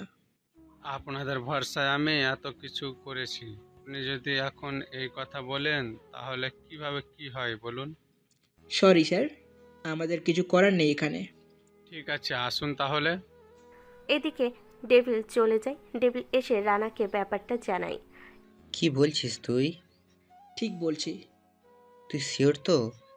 আমি কি করে ওনাকে ভুলে যেতে পারি, আপনি বলুন। আচ্ছা, তুই তাহলে চুপচাপ থাক। এই বিষয়ে আমি পরে তোর সাথে কথা বলে নিব। ঠিক আছে। এদিকে আবির ওর বাবার কাছে আসে, এসে ইরার ব্যাপারে কথা বলতে থাকে। আমি তাহলে রফিকের সাথে কথা বলে নিচ্ছি। তাই করো বাবা। এদিকে পরের দিন আকরাম আর তার ছেলে চলে আসে ইরাদের বাসায়। তখন ইরাও ওখানে ছিল, সাথে ওর বাকি পরিবারও। তাহলে বন্ধু, আমরা বাকি কাজ শুরু করি। তা আপনার বলতে, তা দিন তারিখ ঠিক করে নিয়েছো তাহলে? আব্বু, কিসের দিন তারিখ ঠিক করছো তোমরা? তাছাড়া ওনারা এখানে কেন, তাও এত গহনার জিনিসপত্র নিয়ে? কি রে রফিক, তুই কি ইরাকে কিছুই বলিসনি? ওকে আর কি বলবো, আমরা যা ঠিক করব ওটাই এরা বেছে নেবে। কি ইরা, বলিস কি ইরা? আমাকে আগে ক্লিয়ার করে বলো, আসলে এখানে ঠিক কি হচ্ছে? তোর আর আবিরের বিয়ের তারিখ ঠিক করার জন্য ওনারা এসেছে। আমার বিয়ে মানে? তোমরা কি পাগল হয়ে গেছো? আরে রেগে যাচ্ছিস কেন? মানছি তোকে আগে থেকে কোনো কিছু জানায়নি, তাই বলে ওনাদের সামনে এত রেগে যাবে? ইরা, তুই শান্ত হ। তুই কি বিয়েতে রাজি না, নাকি এখন বিয়ে করতে চাইছিস না?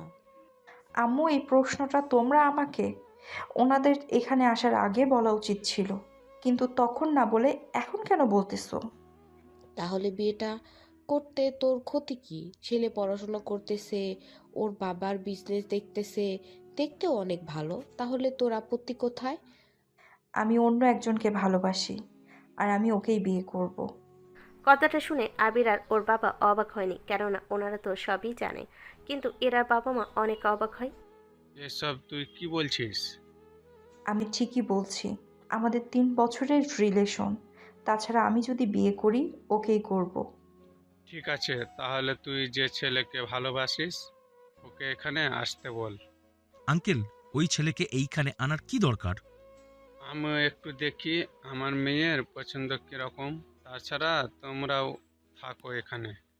এটাও একটা দিক দিয়ে ভালো, আমরাও থাকি এখানে, দেখি কেমন ছেলে। ইরা, তুই তাহলে ওই ছেলেকে এখানে আসতে বল। ঠিক আছে, আমি ওকে কল দিচ্ছি। এদিকে ইরা আকাশকে কল দিয়ে সব ঘটনা বলতে থাকে। সবটা শুনে তুমি আমাকে 15 মিনিট সময় দাও, আমি আসতেছি। ঠিক আছে, তাড়াতাড়ি আসার চেষ্টা করো, কিন্তু তোমার বাসা থেকে তো আসতে মিনিমাম 30 মিনিট লাগার কথা। তুমি তাহলে 15 মিনিটে কিভাবে? সেটা তুমি আমার উপরে ছেড়ে দাও। এদিকে আকাশ তৈরি হয়ে ওর বাসার ছাদে যায়। তারপর ওখান থেকে ইরাদের বাসার কাছাকাছি একটা জায়গায় এসে নামে। এবার কিভাবে আসে আর কিভাবে নামে তা আপনারা পরে জানতে পারবেন।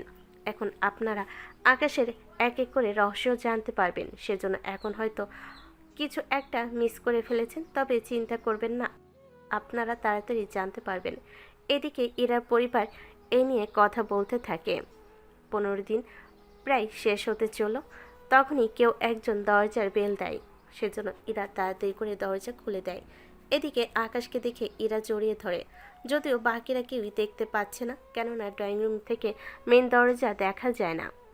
তুমি এত তাড়াতাড়ি কি করে এলে? এখানে দাঁড়িয়ে প্রশ্ন করতে থাকবে নাকি ভিতরে আমাকে আসতে দিবে? তা তোমার কি নার্ভাস লাগছে না? জি না। এখন চলো, তোমার বাবা মার সাথে পরিচিত করিয়ে দিবে।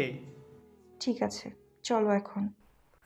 এইদিকে ইরা ওর বাবা মার সামনে নিয়ে আসে। এইদিকে আবির আর ওর বাবা আকাশের দিকে তাকিয়ে আছে, সাথে ইরার আম্মু, কিন্তু ইরার বাবা এখনো নিচের দিকে তাকিয়ে আছে। আব্বু, আম্মু, ওর নাম পারভেজ হোসেন আকাশ। আমি ওকে ভালোবাসি আর ওকেই আমি বিয়ে করব। আসসালামু আলাইকুম আঙ্কেল আন্টি। ওয়ালাইকুম আসসালাম। বসো বাবা এখানে। ইরা, আব্বু, তুমি নিচের দিকে তাকিয়ে আছো কেন? কথাটা শুনে রফিক চৌধুরী আকাশের দিকে তাকিয়ে অবাক হয়ে যায়। এ কি তুমি? আপনি কি আমাকে চিনেন? তুমি কি আমাকে চিনতে পারছো না? না আঙ্কেল, আমি তো আপনাকে চিনতে পারছি না। তুমি 5টা মিনিট বসো, আমি আমার রুম থেকে আসছি। কথাগুলো বলে ইরার আব্বু রুমে আসে। ওখানে উনি একটা ড্রয়ার থেকে ছবি বের করে, তারপরে একটা হাসি দিয়ে ছবিটা ওখানে রেখে দিয়ে চলে আসে। আচ্ছা আকাশ, তুমি কি করো? তোমার বাবা মা কোথায় থাকে? আমি পড়াশোনা করি, এর বাইরে টিউশনি করি। বাবা মা গ্রামে বাড়িতে থাকে। দেখছেন আঙ্কেল, ইরা এমন ছেলেকে পছন্দ করেছে, ওই ছেলে তো ইরার এক সপ্তাহ খরচ পর্যন্ত চালাতে পারবে না। বন্ধু, তুই তাহলে আবিরকে নিয়ে এখন বাসায় যা। কিন্তু আঙ্কেল, বিয়ের তারিখ? এই ব্যাপারে আমি পরে কথা বলে নেব, তোমরা বাসায় থেকো। ঠিক আছে বন্ধু। এরপর আবির ওর বাবার সাথে চলে যায়। এখন শুধু ইরার বাবা মা আর আকাশ আছে ইরার ওখানে। তুমি আমার মেয়েকে কত বছর ধরে ভালোবাসো? 3 বছর ধরে। দেখো আকাশ, তুমি শিক্ষিত একজন ছেলে, তাই তোমাকে কিছু কথা বলি। জি আঙ্কেল, বলেন। দেখো, তুমি এখনো কোনো চাকরি করো না। জি আঙ্কেল, কিন্তু আমার এখানে কিছু কথা বলার আছে। আমি নিজের পায়ে দাঁড়াতে পারলে আপনি ইরার সাথে আমার বিয়ে দিবেন তো? হুম, দিব, কথা দিলাম। আমি তোমাকে 1 বছর সময় দিলাম। তুমি 1 বছরের ভেতরে কিছু একটা করে নিজেকে এমনভাবে তৈরি করে নাও। তুমি তো জানো ইরা, কেমন পরিবেশ আর কিভাবে বড় হয়েছো। শুধু তোমার জন্য আমি 1 বছর সময় দিলাম। তোমার জায়গায় ইরা যদি অন্য কাউকে নিয়ে আসতো, আমি একটি বারের জন্য তাকে একদিনেরও সময় দিতাম না। কিন্তু আঙ্কেল, আমাকে কেন সময় দিলেন তাহলে, তা জানতে পারি কি? এর উত্তর আমি তোমাকে অন্য একটা সময়ে জানিয়ে দেব। তবে এই 1 বছরে তুমি ইরার সাথে দেখা, কথা এইগুলো করতে পারো, এতে আমার কোনো আপত্তি নেই। ধন্যবাদ আঙ্কেল, আমার উপরে এতটুকু দয়া দেখানোর জন্য। তুমি আমার যে সাহায্য করলে, এটার কাছে তো কিছুই না। আব্বু, কিন্তু আকরাম চৌধুরী যদি ঝামেলা করে? কি নিয়ে ঝামেলা করবে? ওনারা তো ব্যবসায় আমাদের অনেক উপরে। যদি উনি ব্যবসায়িক দিক থেকে তোমার ক্ষতি করার চেষ্টা করে? তা পরে দেখা যাবে। আমি তাহলে চলি এখন। তুই আকাশের সাথে কথা বলে কিভাবে কি করবি না করবি সব ঠিক করে নিস। ঠিক আছে আব্বু। ইরার আব্বু তো চলে যায়। উনি যাওয়ার পরে আকাশকে নিয়ে ইরা ওর রুমে আসে। এইদিকে ইরা তো বিশ্বাসই করতে পারছে না কিভাবে ইরার বাবা আকাশকে মেনে নিল। আপনারা নিজেরাও তো বুঝতে পারছেন না কিভাবে কি হলো। তবে চিন্তা করবেন না, আপনারা সামনের দিকে সব কিছুই জানতে পারবেন।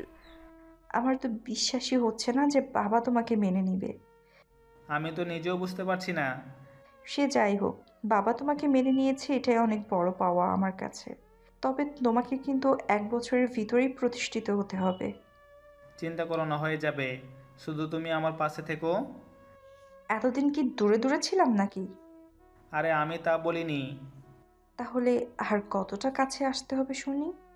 এখন যতটা কাছে আছো ততটা থাকলেই হবে। আকাশের কথায় ইরা খেয়াল করে ওরা অনেকটা কাছাকাছি, সেজন্য ইরা সরে বসে। এখন তাহলে যাও, আর কিভাবে প্রতিষ্ঠিত হতে হবে তা ভাবো।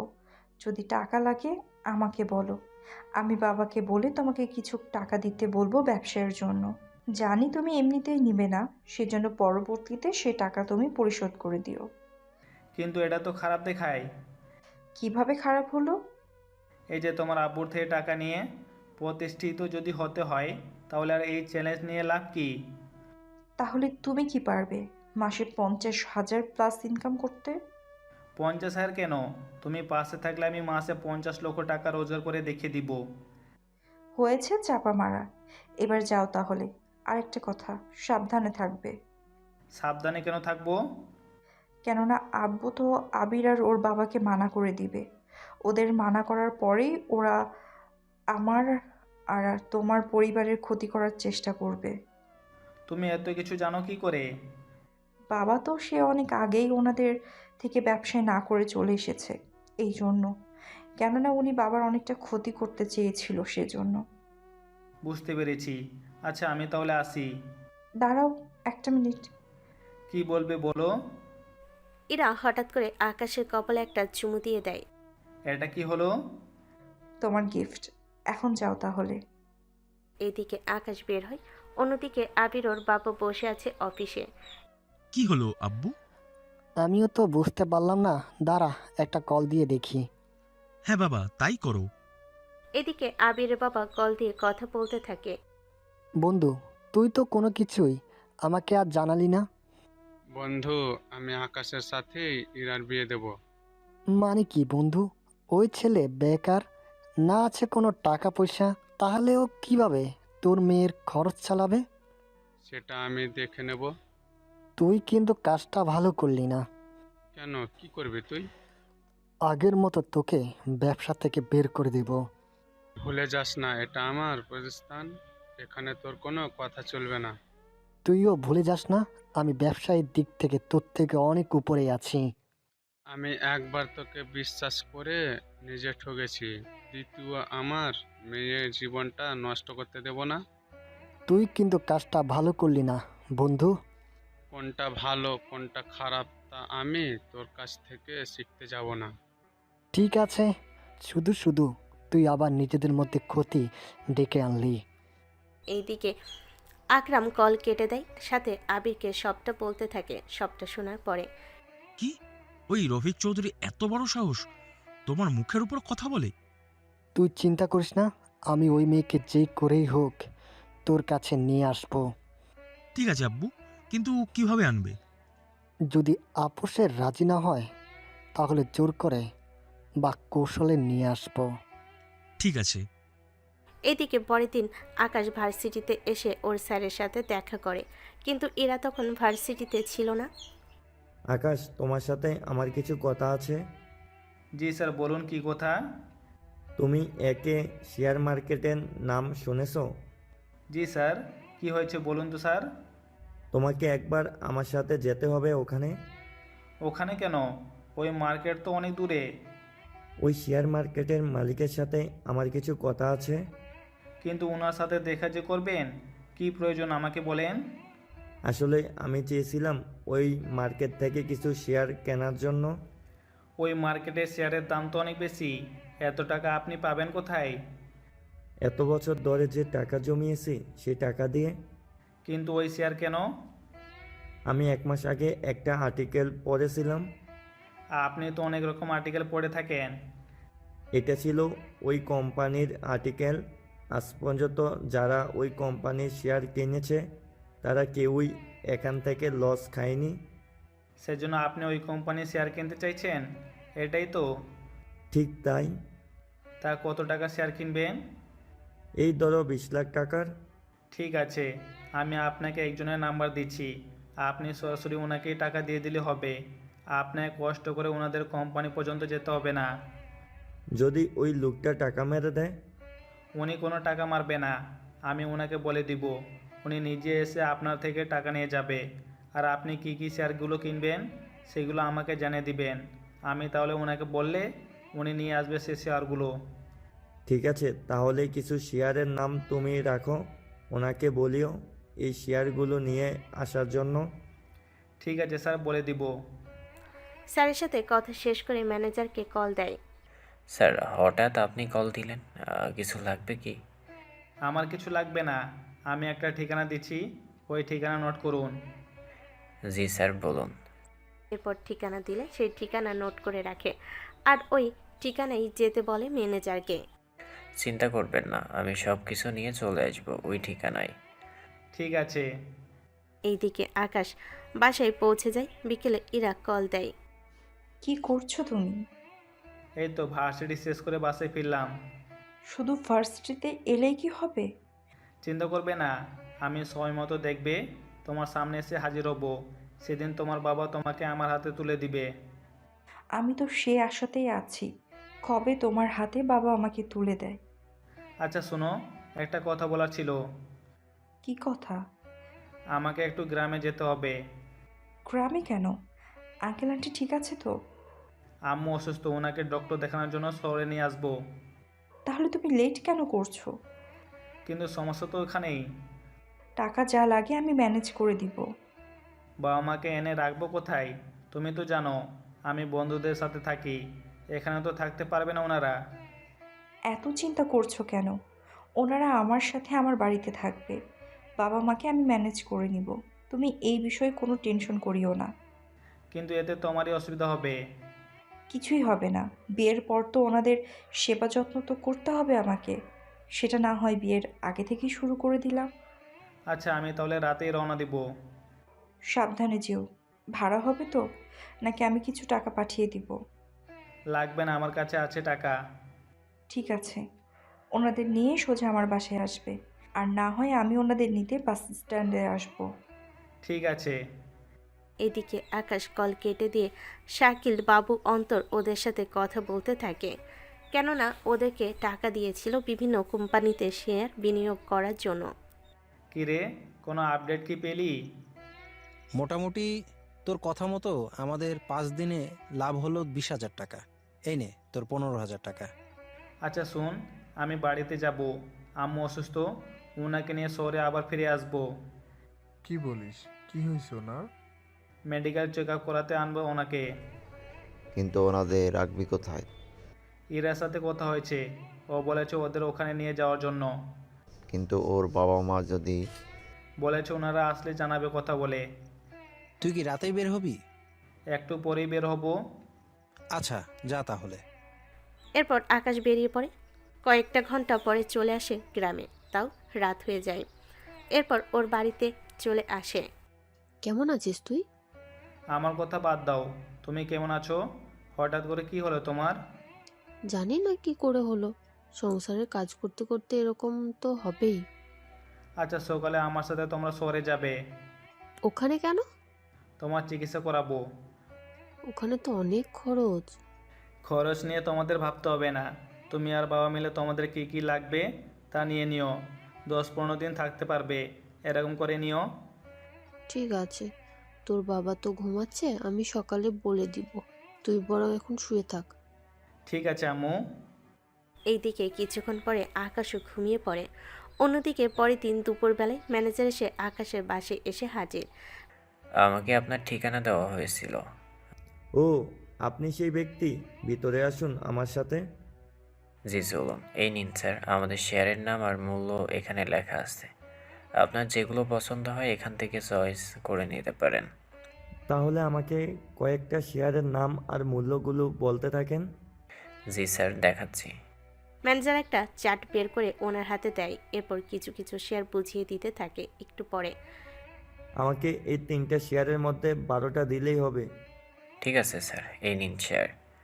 এরপর শেয়ার দেয়। তারপর ম্যানেজার কিছু কাগজ দেয়। তারপর সব কিছু ঠিকঠাকভাবে সাইন করে দেয়। আমি তাহলে এখন যাচ্ছি। জি আসুন তাহলে। এইদিকে কাজ তো শেষ হয়। একটু পরে আকাশ ওর বাবা মা সব কিছু গুছিয়ে নেয়। চলো তাহলে। আকাশ, ওখানে আমরা থাকবো কোথায়? এই নিয়ে তোমাদের কোনো টেনশন করতে হবে না, তোমরা চলো আমার সাথে। তাছাড়া আমি তোমাদের এই পর্যন্ত কোনো কিছুর অভাব বুঝতে দেইনি, আর নাই বুঝতে দিব। কিন্তু আমরা থাকবো কতদিন ওখানে, সেসব তো কিছুই বললি না আমাদের। মোটামুটি 10-15 দিন তো থাকা পড়বেই। ঠিক আছে চল তাহলে। এইদিকে আকাশ ওনাদের নিয়ে বাসে ওঠে। অন্যদিকে ইরাকে সবটা জানিয়ে দেয়। এরা তো অনেক খুশি, কেননা আকাশের বাবা মা আসতেছে সেজন্য। তোমাদের আসতে ঠিক আর কতক্ষণ লাগবে? কেন বলো তো? এই তো 5 ঘন্টা তো লাগবেই। আমি বাস স্ট্যান্ডে আসার 30 মিনিট আগে তোমাকে কল দিব, তাহলে তুমি চলে আসিও। ঠিক আছে। এদিকে ওরা তো আসতে থাকে। আকাশ ইরাকে কল দিয়ে জানিয়ে দেয় কতক্ষণ লাগবে আসতে, সেসব জানিয়ে দেয়। এদিকে ইরা বের হবে তখন। কোথায় যাচ্ছিস তুই? তোমাকে যে বললাম আকাশের বাবা মা আসছে, সেজন্য ওদের নিতে বাস স্ট্যান্ডে যাচ্ছি। ঠিক আছে, সাবধানে যাস। আচ্ছা আম্মু, আমি তাহলে চলি। তার রান্না কি হয়েছে? রান্না প্রায় শেষ, তুই আসতে আসতে হয়ে যাবে। ঠিক আছে, আমি গেলাম। এদিকে ইরা বাস স্ট্যান্ডে চলে আসে। ইরা আসার 5 মিনিট পরে বাস এসে থামে। আকাশ ওনাদের নিয়ে বের হয়। এদিকে ইরা তখন বুঝতে পারে এরাই আকাশের বাবা মা, সেজন্য ওনাদের সামনে এসে সালাম করতে থাকে। তুমি কে মা? তোমাকে তো চিনলাম না। আকাশ, এই মেয়েটা কে? আঙ্কেল, আমি আকাশের বন্ধু। না বাবা, ও মিথ্যা বলছে। তাহলে সত্যিটা কি তুই বল। আব্বু, ওর নাম ইরা চৌধুরী, আর আমরা দুজন দুজনকে ভালোবাসি, আর আমরা বিয়েও করব। তা এতদিন ধরে আমাদের কেন বলিসনি? আব্বু আম্মু, থুকু আঙ্কেল আন্টি, আপনারা গাড়িতে উঠুন, তারপর সবটা বলতেছি। আকাশ, এই গাড়িটা কার? এই গাড়ি ইরাদের। আমি তো কিছুই বুঝতে পারছি না। তোমরা আগে ভিতরে চলো, তারপর আমি তোমাদের সবটা বলতেছি। ঠিক আছে, চল। এরপর ওনাদের নিয়ে গাড়িতে এসে বসে, তারপর সব ঘটনা বলতে থাকে ওনাদের। সবটা শোনার পরে এত কিছু হয়ে গেল, অথচ আমাদের কিছুই জানালি না। জানালে তো তোমরা শুধু শুধু টেনশন করতে, সেজন্য আমি কিছুই জানাইনি। কিন্তু আমরা ওদের বাসায় যদি যাই, ওর বাবা মা যদি... আন্টি, আপনি একদম চিন্তা করবেন না, আমার বাবা মা রাজি আছে, সেজন্য আপনাদের নিয়ে যাচ্ছি। কারণ আমি চাই না মা বাবার বিরুদ্ধে আপনাদের ওই বাসায় এসে অপমানিত হতে হোক।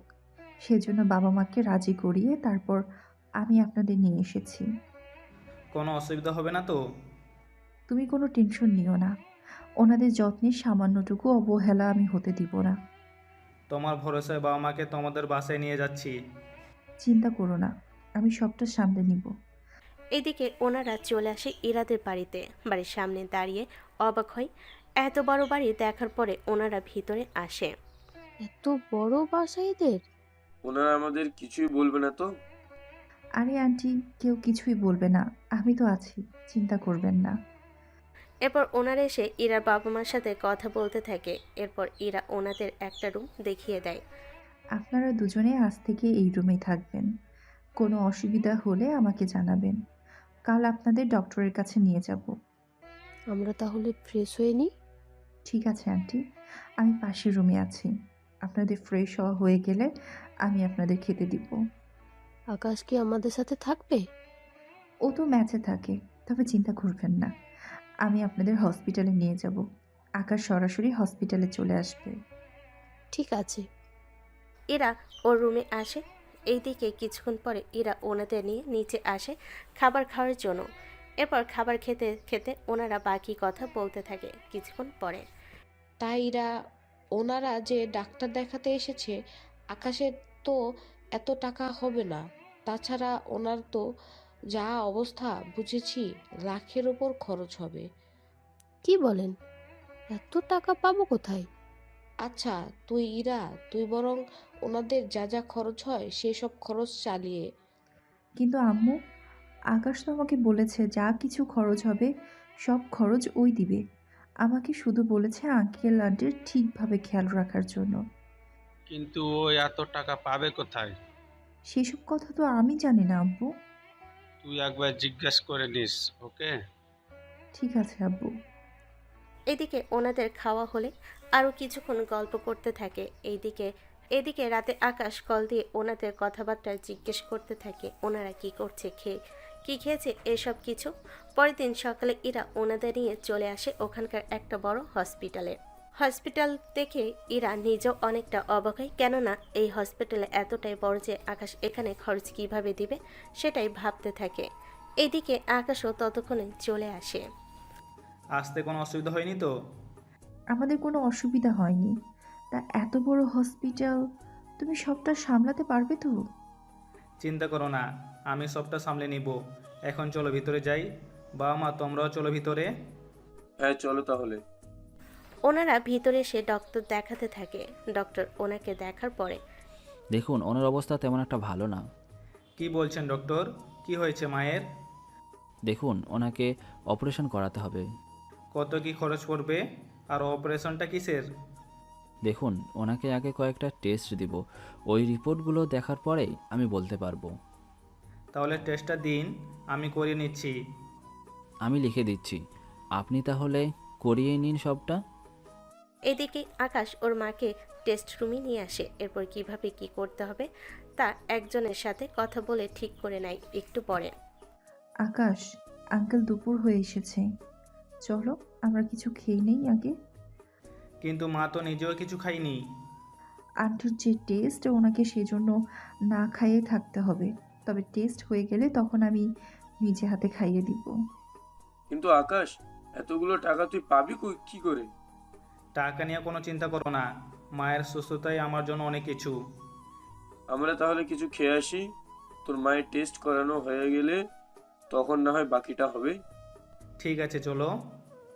এরপর ওরা খাবার খেতে থাকে। এইদিকে ডক্টরও ওনাদের কাজ চালিয়ে যেতে থাকে। এইদিকে 3টা বাজে। আকাশের মায়ের সব টেস্ট করানো শেষ হয়, তাই রিপোর্টের জন্য আসে ডক্টরের কাছে। দেখুন, সব রিপোর্ট তো আজকে পাবেন না।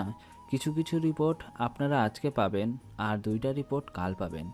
এখানে যে রিপোর্টগুলো আছে সবগুলো ভালো, কিন্তু কিন্তু কি ডক্টর? সমস্যাটা হচ্ছে আসল রিপোর্টগুলো কাল আসবে। ওই রিপোর্টের ওপর ভিত্তি করে বলতে পারবো। তাহলে কি আমরা কাল আসবো? হ্যাঁ, বিকালের দিকে আসলেই হবে। আর হসপিটালের বিল 26,000 টাকা। বিল আমি দিয়ে দিয়েছি। আচ্ছা, তাহলে কালকে আসলেই হবে। এদিকে ডক্টরের সাথে কথা বলে সবাই চলে আসে। আকাশ ইরাদের বাড়িতে আসে, তবে ভিতরে আর আসেনি। বাইরে থেকে ওনাদের ভিতরে দিয়ে চলে আসে। বাসার ভিতরে এসে ইরা আকাশের মাকে খাইয়ে দিতে থাকে। খাবার খাওয়ার সময় ইরা ওর মাকে সবটা বলে। তা এতগুলো টাকা আকাশ পেল কোথায়? সেই সব জানি না, তবে ও সব টাকা কার্ডের মাধ্যমে দিয়েছে। যাক, ভালোই তো। আচ্ছা, ও যদি না পারে আমরা তো আছি। আমি আকাশকে যতদূর জানি ও কখনো রাজি হবে না তোমাদের থেকে কিছু নিতে। দেখি কি হয়। এদিকে আকাশ একটা ব্যাংকে আসে, এসে ওর কার্ড বের করে। আমার এই কার্ড সরাসরি ব্যাংক অ্যাকাউন্টের সাথে যুক্ত করে দাও। কিন্তু এটা কি করে সম্ভব? সম্ভব হবে। আমরা যেমন মাস্টার কার্ড ইউজ করি তেমন করে এটাও করে দিবে।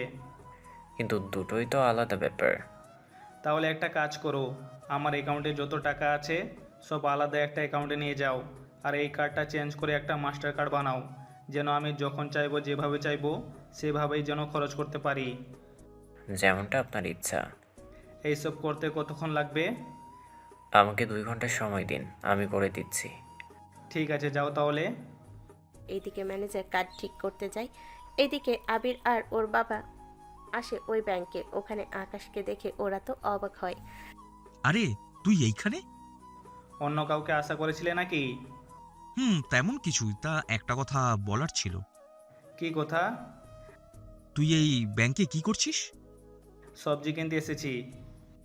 ব্যাংকে আবার সবজি কবে থেকে বিক্রি করা শুরু করলো? আপনাদের মতো ফালতু লোকেদের জন্য। তোর এত সাহস তো কম না? তুই আমার বাবাকে অপমান করিস? তোরা বাপ ছেলে তো এরকমই, নতুন করে আর বলার কি আছে? তোকে তো আমি আজকে মেরেই ফেলবো। রেগে আকাশকে কিছু বলতে যাবে, তখনই সিকিউরিটি এসে ওদের বাধা দেয়। কেননা ব্যাংকে তো এসব মোটো করা যাবে না, সেজন্য ওরা চুপ করে থাকে। তুই আজকে এই ব্যাংকের বাইরে আয়, তোকে বোঝাবো এই আবির চৌধুরী কি জিনিস। আমি অপেক্ষা করতেছি। এইদিকে আকাশ অপেক্ষা করে কার্ডের জন্য, অন্যদিকে আবিরও ওর টাকা উঠিয়ে ব্যাংকের বাইরে আসে। বাবা তুমি বাসায় যাও, আমি ওই ব্যাটাকে আজকে বুঝিয়ে দেব এই আবির চৌধুরীর সাথে পাঙ্গা নেওয়ার ফল কি হতে পারে। দেখিস ব্যাংকের কোনো কিছু যেন আবার না ভাঙে। তাছাড়া সব কিছু সাবধানে করিস, কেননা নয়তো ব্যাংক থেকে ডাকাতির মামলা দিয়ে দিবে। তাছাড়া এই ব্যাংকটা সবচেয়ে বড় ব্যাংক, সেজন্য যাই করবি একটু সাবধানে করিস। ঠিক আছে আব্বু। কিছুক্ষণ পর আকাশ ওর কার্ড নিয়ে বের হতে যাবে, তখন খেয়াল করে বাহিরে আবির কিছু লোক নিয়ে দাঁড়িয়ে আছে। তাই ওই পথে আর বের হচ্ছে না। কোনো সমস্যা কি স্যার? বাইরে ওরা দাঁড়িয়ে আছে আমাকে মারার জন্য। আমাকে 5 মিনিট সময় দিন, আমি সিকিউরিটি দিয়ে ওদের এখান থেকে তাড়িয়ে দেওয়ার ব্যবস্থা করতেছি। কিন্তু এখান থেকে তাড়ানোর পর ওরা যদি বাইরে আপনার উপরে হামলা করে? তাহলে একটা কাজ করো, ওরা যেভাবে আছে সেভাবে অপেক্ষা করতে থাকুক। তুমি আমার জন্য হেলিকপ্টার ব্যবস্থা করো, আমি হেলিকপ্টারে করে চলে যাই। চলুন স্যার আমার সাথে, আমি নিয়ে যাচ্ছি আপনাকে। তারপর আকাশ তো হেলিকপ্টার করে যেতে থাকে। এইদিকে আবির তো অপেক্ষা করতে করতে শেষ। আব্বু ওই ছেলে তো বেরই হলো না। মনে হয় ভয়ে ভিতরেই বসে আছে। আমি কি ভেতরে যাব তাহলে? কোনো দরকার নেই, পরে আবার ঝামেলা বাড়বে। আমি তাহলে চলে আসলাম। চলে আয়। ওরা তো চলে যায়। অন্যদিকে পরের দিন আকাশ হসপিটালে এসে ডক্টরের সাথে কথা বলতে থাকে। ডক্টরের সাথে দেখুন, এই 2টা রিপোর্ট খারাপ। কি বলছেন ডক্টর? চিন্তার কোনো কারণ নেই, শুধু ওনার অপারেশন করলে সবটা ঠিক হয়ে যাবে। কত খরচ হবে? ওনার দুটো অপারেশন করতে হবে, একটা হলো হার্ট রিং বসাতে হবে, আর একটা হলো ওনার কিডনি চেঞ্জ করতে হবে। এই দুটো অপারেশনে ভয়ে কিছু নেই তো? ভয়ের কিছু নেই, শুধু খরচ হবে বেশি। কীরকম খরচ? দুটো কিডনি মিলে 6 লক্ষ আর হার্টের রিং বসানো 12 লক্ষ। এরপর অপারেশনের চার্জ মিলিয়ে 20 লক্ষ খরচ হবে। টাকা নিয়ে চিন্তা করবেন না, আপনি অপারেশনের ব্যবস্থা করুন। আমি এই দুইটা রিপোর্ট তাহলে রাখলাম। কিভাবে কি কি রিং আর কিডনি লাগবে আমরা 7 দিনের সময় দিন, আমি ব্যবস্থা করে নিব। পারবেন তো আপনি? অবশ্যই পারবো। আমি সবগুলো হসপিটালে কিডনি ডিটেলস এখনই পাঠিয়ে দেবো। আশা করি 4-5 দিনের ভিতরে কিছুটা হলেও পেয়ে যাব। ধন্যবাদ ডক্টর। আপনি তাহলে আপাতত 15 লক্ষ জমা করে দিন, বাকিটা যখন অপারেশন হবে তখন দিলেই হবে। আসলে যা যা লাগে তা আমাদের কিনে আনতে হবে, তো সেই জন্য 70% টাকা আপনাদের থেকে আগেই নিয়ে নেওয়া হয়, বাকি 30% আমরা নিজেরা থেকে খরচ করে আনি। আমি তাহলে টাকা জমা করে দিচ্ছি। জি, চলুন আমার সাথে। ডক্টরের কাছ থেকে এসে টাকা জমা করে দেয়, এরপর বাসায় যেতে থাকে। বাসায় এসে রাতে ইরাকে সবটা বলতে থাকে। সবটা শুনে এতগুলো টাকা তুমি দিবে কি করে? টাকা ম্যানেজ হয়ে যাবে। আমি বলছিলাম কি, বাবাকে বলে আমি অপারেশনের সব টাকাটা দিয়ে দিব কি? এর কোনো দরকার নেই, আমি যাই করব নিজের টাকায়। তাই বলে এতগুলো টাকা তুমি 7 দিনে কিভাবে জোগাড় করবে? বললাম না হয়ে যাবে, তুমি শুধু বাবা মায়ের খেয়াল রাখিও। আমি 5 দিন পরে আসবো তোমাদের বাসায়, তবে এই 5 দিন তুমি আমাকে কল করেও পাবে না। কেন কেন? সবটা আমি এসেই জানাবো। এখন হয়তো আপনাদের মনে প্রশ্ন জাগতে পারে, কে এই আকাশ আর ওর কাছে এত কিছু আসলো কি করে? যে ছেলে কয়েকটা মাস আগেও টাকার জন্য কোনো কিছু কিনতে পারতো না, আজকে ওর কাছে এত টাকা আসলো কি করে?